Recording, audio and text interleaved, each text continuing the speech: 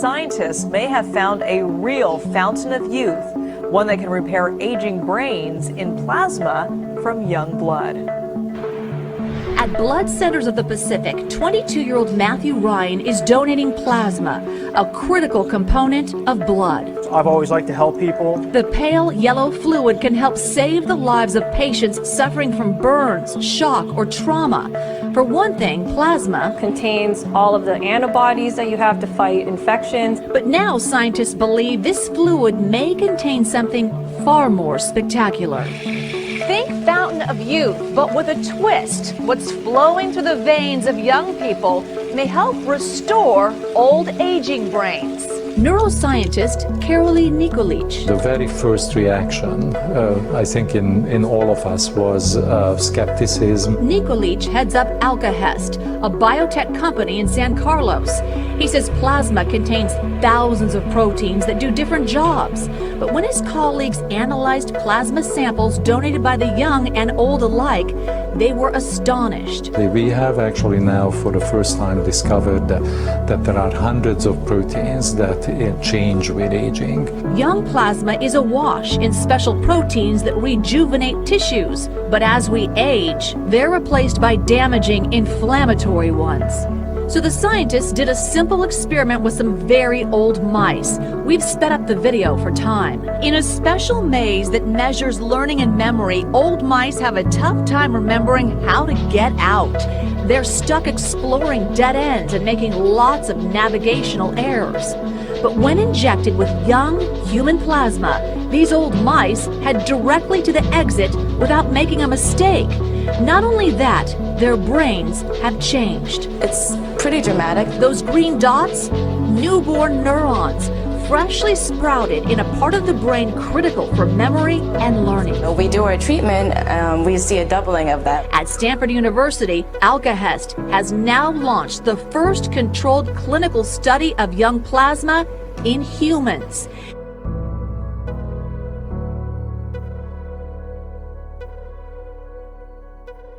Stop using young people's blood in hopes of reversing the aging process after a warning from the FDA. CBS 2 first told you about the startup Ambrosia Health last October. The company was offering transfusions that people could buy for up to $12,000. But today, the FDA said it had significant public health concerns about the use of plasma from young donors as a means to halt normal aging or medical conditions. The idea of infusing plasma into aging adults has gained steam, but research using mice has yielded mixed results.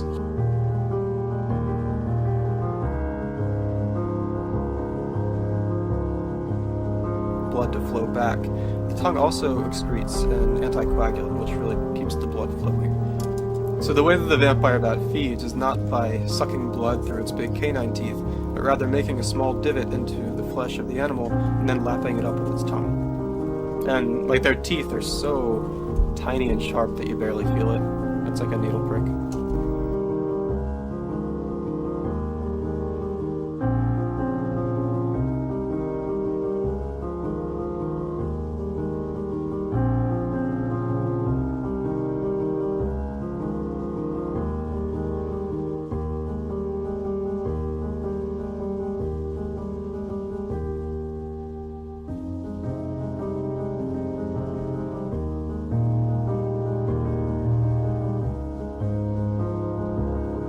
Stop using young people's blood in hopes of reversing the aging process after a warning from the FDA. CBS 2 first told you about the startup Ambrosia Health last October.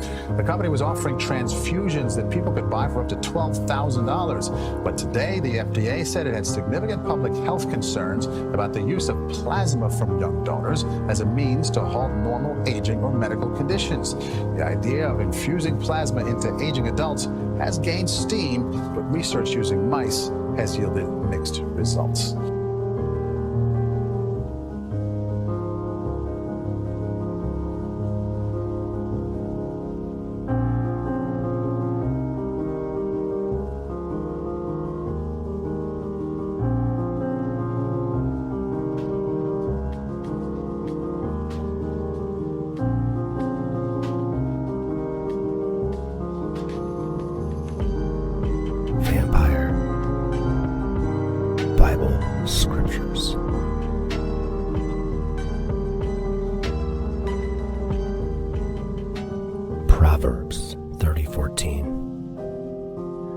There is a generation whose teeth are as swords, and their jaw teeth as knives, to devour the poor from off the earth, and the needy from among men.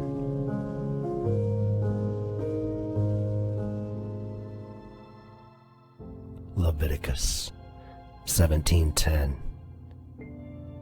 And whatsoever man there be of the house of Israel, or of the strangers that swarm among you, that eateth any manner of blood, I will even set my face against that soul that eateth blood, and will cut him off from among his people.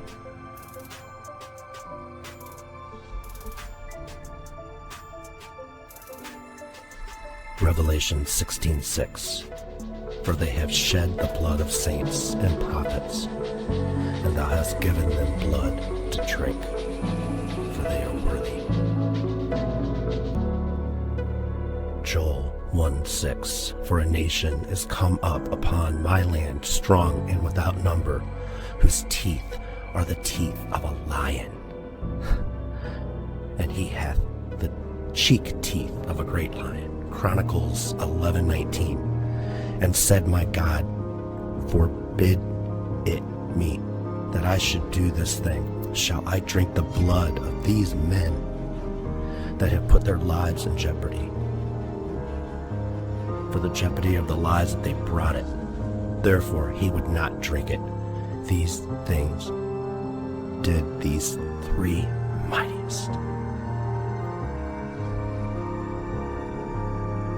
Deuteronomy 12:23. Only be sure that thou eat not the blood, for the blood is the life, and thou mayest not eat the life with the flesh. Revelation 17:6. And I saw the woman drunken with the blood of saints, and with the blood of the martyrs of Jesus. And when I saw her, I wondered with great admiration.